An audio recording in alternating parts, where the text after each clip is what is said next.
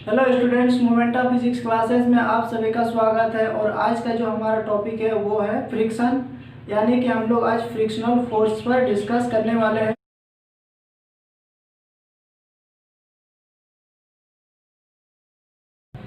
तो स्टूडेंट्स, एक ब्लॉक है जिसका मास है 50 केजी और ये इनिशियली रेस्ट पर है और हम लोग इस ब्लॉक को इस डायरेक्शन में मूव कराना चाहते हैं। तो मान लेते हैं कि सबसे पहले हम लोग इस बॉडी पर एक 1 न्यूटन का फोर्स अप्लाई कर रहे हैं। तो हमारा एक्सपीरियंस ये कहता है कि अगर हम लोग इस पर 1 न्यूटन या फिर 2 न्यूटन का फोर्स अप्लाई करेंगे तो ये बॉडी इस डायरेक्शन में मूव नहीं हो पाएगा। और न्यूटन्स का सेकेंड लॉ ये कहता है कि अगर किसी बॉडी पर एक एक्सटर्नल फोर्स लग रहा है तो उसके कारण उस बॉडी के पास कुछ एक्सलेशन होगा। यानी अगर इस बॉडी पर कोई फोर्स लग रहा है 1 न्यूटन तो इस बॉडी के पास जो एक्सलेशन होगा वो होगा F/m। लेकिन जब हम लोग इस बॉडी पर 1 न्यूटन का फोर्स लगा रहे हैं तो ये बॉडी इस डायरेक्शन में मूव नहीं हो रहा है, यानी उसके पास अगर इस डायरेक्शन में ये मूव नहीं हो पा रहा है, यानी उस केस में उसका एक्सलेशन 0 हो रहा है। और अगर हम लोग इस बॉडी पर फोर्स लगा रहे हैं 1 न्यूटन का और अगर ये बॉडी इस डायरेक्शन में मूव नहीं हो पा रहा है, यानी इस बॉडी पर कोई एक दूसरा या फिर एक्सटर्नल फोर्स लग रहा है जिसके कारण ये बॉडी मूव नहीं कर पा रहा है। तो अगर हम लोग इस बॉडी का एफबीटी बनाए, यानी इसका फ्री बॉडी डायग्राम बनाएं, तो यहाँ से हम लोग कह सकते हैं कि इस डायरेक्शन में एक फोर्स लग रहा है और वो हो गया बॉडी का वेट जो mg के बराबर होगा। और ये जो सरफेस है इस बॉडी पर नॉर्मल फोर्स लगाएगा, यानी रिएक्शन फोर्स n होगा। और ये दोनों जो फोर्स होंगे वो इक्वल एंड ऑपोजिट होंगे। और इस डायरेक्शन में हम लोग एक 1 न्यूटन का फोर्स लगा रहे हैं, तो इस डायरेक्शन से भी कोई एक फोर्स लग रहा होता है जिसके कारण ये बॉडी आगे नहीं जा पाता है। तो इसी अननोन फोर्स को हम लोग बोलते हैं फ्रिक्शनल फोर्स। यानी जब कोई बॉडी किसी सरफेस पर मूव करता है तो उस बॉडी पर एक अपोजिंग फोर्स लगता है जो उस बॉडी के मोशन को अपोज करना चाहता है, और उसी फोर्स को हम लोग बोलते हैं फ्रिक्शनल फोर्स। तो फ्रिक्शनल फोर्स का डायरेक्शन जो होता है वो इस बॉडी के मोशन के अपोजिट डायरेक्शन में होगा। और जब ये बॉडी पर 1 न्यूटन का फोर्स लग रहा है और ये बॉडी मूव नहीं कर रहा है तो उस केस में जो फ्रिक्शनल फोर्स लगता है उसको हम लोग बोलते हैं स्टैटिक फ्रिक्शन, और उसको हम लोग Fs से डिनोट करते हैं। तो Fs हो गया static friction.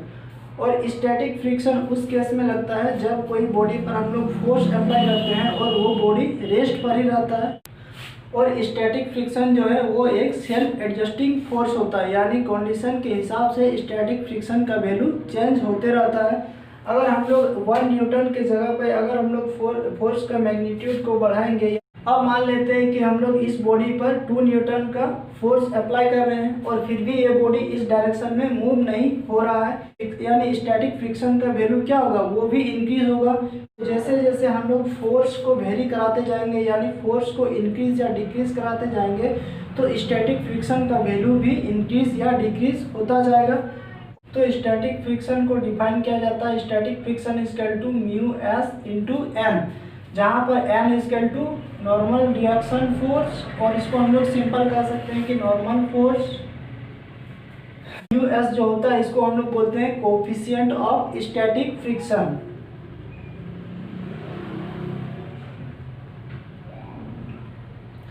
Coefficient of static friction, तो म्यू एस हो गया कोफिशिएंट ऑफ स्टैटिक फ्रिक्शन।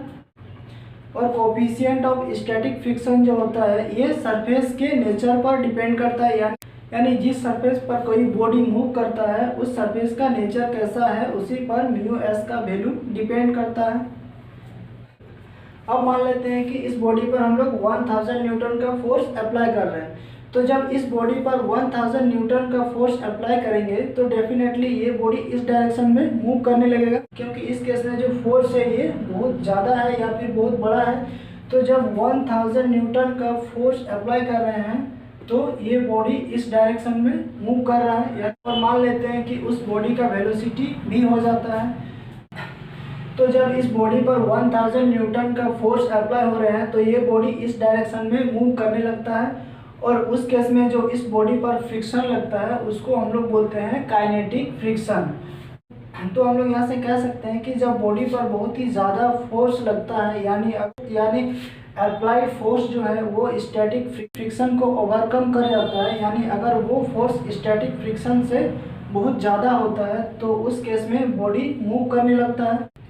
यानी हम लोग कह सकते हैं कि स्टैटिक फ्रिक्शन के पास एक लिमिटिंग वैल्यू होता है या फिर एक मैक्सिमम वैल्यू होता है, जिसके बाद वो बॉडी के मोशन को अपोज नहीं कर पाता है। यानी अगर अप्लाइड फोर्स स्टैटिक फ्रिक्शन से बहुत ज़्यादा हो गया तो उस केस में बॉडी मूव करने लगता है। तो यहाँ से हम लोग लिख सकते हैं कि static friction F S maximum जो होता है ये होता है, तो ये हो गया maximum static friction equal to mu S N,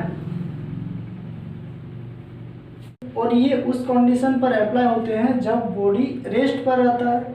अब जब applied force is very greater than F S तो उस केस में बॉडी मूव करने लगता है, और उस केस में जो इस बॉडी पर फ्रिक्शनल फोर्स अप्लाई होते हैं उसको हम लोग बोलते हैं काइनेटिक फ्रिक्शन।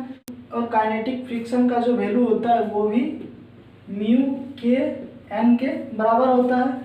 और यहाँ पे जो म्यू के है इसको हम लोग बोलते हैं कोफिशिएंट ऑफ काइनेटिक फ्रिक्शन। तो हम लोग म्यू के को बोलते हैं कोफिशिएंट ऑफ काइनेटिक फ्रिक्शन, और एन जो होता है वो नॉर्मल फोर्स है, यानी N equal to M G. और कोफिशिएंट ऑफ काइनेटिक फ्रिक्शन जो है वो सरफेस के नेचर पर ही डिपेंड करता है, यानी सरफेस रफ है या फिर स्लिपरी है उसी पे डिपेंड करता है कि उसका वैल्यू कितना होगा। और ये एक्सपेरिमेंटल वैल्यू होता है, यानी इसको एक्सपेरिमेंटली कैलकुलेट किया जाता है। तो इस तरह से हम लोग डिफाइन कर सकते हैं कि जब बॉडी रेस्ट पर ही रहता है और उस केस में जो फ्रिक्शनल फोर्स लगता है उसको हम लोग स्टैटिक फ्रिक्शन बोलते हैं, और जब बॉडी मोशन में होता है और उस पर जो फ्रिक्शनल फोर्स लगता है उसको हम लोग बोलते हैं काइनेटिक फ्रिक्शन या फिर काइनेटिक फ्रिक्शनल फोर्स। और काइनेटिक फ्रिक्शन जो होते हैं ये अपोजिट रिलेटिव मोशन, यानी काइनेटिक फ्रिक्शन जो होता है ये रिलेटिव मोशन को अपोज करता है। यानी अगर ये बॉडी इस डायरेक्शन में मूव कर रहा है तो इस पर जो काइनेटिक फ्रिक्शन लगेगा वो इस डायरेक्शन में लगेगा, और सिमिलरली अगर ये बॉडी इस डायरेक्शन में मूव करना चाहता है तो इस पर भी काइनेटिक फ्रिक्शन का डायरेक्शन इस डायरेक्शन में लगेगा। तो अब हम लोग डिस्कस करेंगे कि रोलिंग फ्रिक्शन क्या होता है। तो जब कोई एक रिंग या फिर कोई एक व्हील किसी सरफेस पर रोल करता है तो उसका एक ही पॉइंट जो होता है वो सरफेस के कांटेक्ट में रहता है, यानी इसको हम लोग इस पॉइंट को हम लोग बोलते हैं पॉइंट ऑफ कांटेक्ट, और ये ऑलवेज रेस्ट पर रहते हैं। और पॉइंट ऑफ कांटेक्ट जो होता है वो ऑलवेज चेंज होते रहता है, यानी अगर हम लोग यहाँ से देखें तो ये पहले पॉइंट ऑफ कांटेक्ट था, अब अगर ये बॉडी रोल कर गया तो इसका पॉइंट ऑफ कांटेक्ट ये वाला पॉइंट हो जाएगा।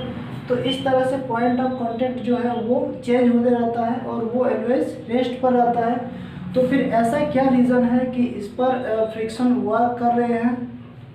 तो ये हो गया आइडियल केस, लेकिन प्रैक्टिकली ऐसा पॉसिबल नहीं है, क्योंकि हम लोग देखते हैं कि जब किसी व्हील या रिंग को रोल करा के छोड़ दिया जाता है तो वो कुछ समय बाद वो रिंग या फिर व्हील रुक जाता है।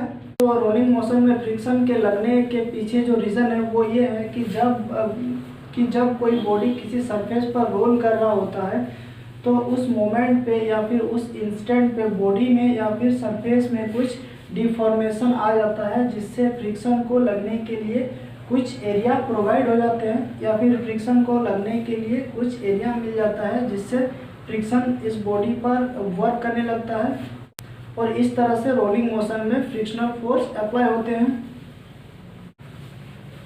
तो स्टूडेंट्स इस तरह से हम लोग फ्रिक्शन को 3 टाइप से डिफाइन कर सकते हैं। पहला हो गया स्टैटिक फ्रिक्शन, दूसरा हो गया काइनेटिक फ्रिक्शन एंड थर्ड हो गया रोलिंग फ्रिक्शन।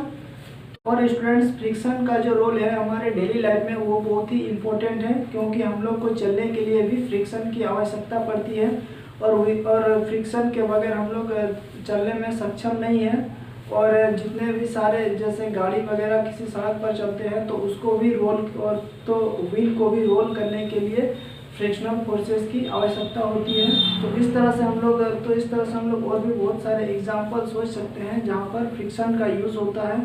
तो स्टूडेंट्स, आई होप कि प्रिडिक्शन आपको समझ में आ गया होगा। तो अगर आज का वीडियो आपको अच्छा लगा हो तो प्लीज़ लाइक कर लीजिए, कमेंट कीजिए एंड इस चैनल को सब्सक्राइब कर लीजिए, जिससे आपको और भी वीडियोस का नोटिफिकेशन मिलता रहे।